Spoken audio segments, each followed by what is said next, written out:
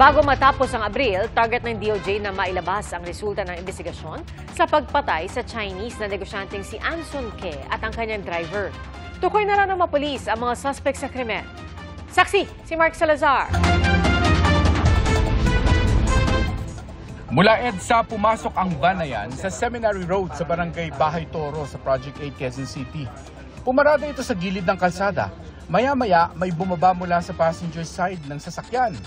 Bumukas naman ang pinto sa driver's side at tila may sinilip ang driver. Ilang saglit lang, muling umabante ang sasakyan hanggang sa bumaba na ang driver. Naglakad palayo ang driver at isa pang sakay ng van. Ang mga tagpong niyan, kuha mag-aalas 8 ng gabi noong March 29. Umaga nitong April 8 nang may mag-report na sa pulisya tungkol sa inabandonang van. Kinabukasan, April 9, natagpo ang patay at nakasilid sa nylon bags ang Chinese businessman na si Anson Ke o Anson Tan at kanyang driver na si Armani Pabilio sa Rodriguez, Rizal. Ang inabandonang van sa Quezon City ang sinasabing huling sinakyan ng dalawa bago sila mawala. Sabi pa ng PNP, nawawala pa lang ang mga biktima, lumalabas na sa investigasyon na hindi ito basta kaso lang ng kidnap for ransom. Nakarating na rin daw sa kanila ang ulat ng isang pahayagan na pinaghigantihan si Ke ng isang sindikato sa Pogo dahil sa pagkakautang. We are aware of this theory or this piece of news, and we actually have more information about it, but we do not want to divulge everything in media. We have to operate quietly. Sa kabila ng Pogo ban ay buhay pa umano, mapanganib at hindi umalis ang sindikatong konektado sa Pogo. You are aware of the videos that came out before, from the way people were tortured and the way people were killed nung panahon ng Pogo rito. Unfortunately,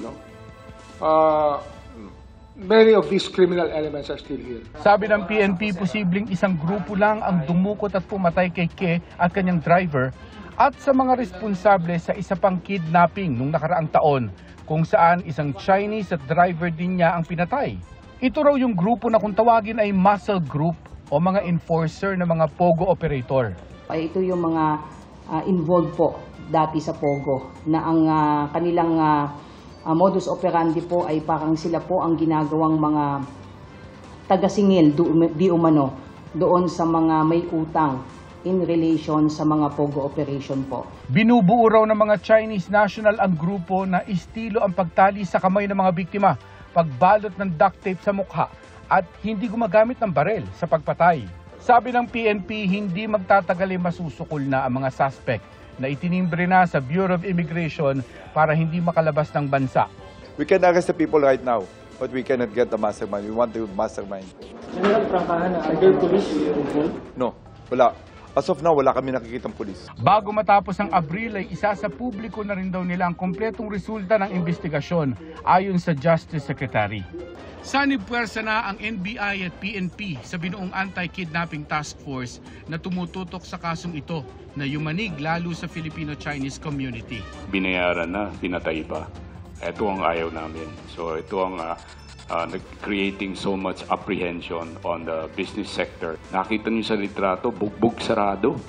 Bugbog sarado. So this kind of crime should not be tolerated. Unless it's official, we won't say anything about it because right now it's critical that we give our full confidence and trust in the PNP together with AKG at saka pumasok na rin yung NBI. Don't be alarmed. Nasa ano pa rin kami, nasa taas pa rin kami ng situation with our Secretary of Justice on top sa Chinese community.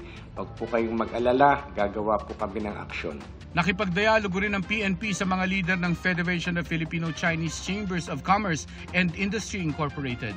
Aside dun sa assurance, sir, na iimbestigahang mabuti po ito at siniguro po ng ating Chief PNP na pananagutin po kung sino man po ang individual at grupo behind this series of kidnapping case. Base sa datos ng PNP Anti-Kidnapping Group, mula sa 26 na kaso ng kidnapping noong 2023, tumaas ito sa 32 noong nakaraang taon.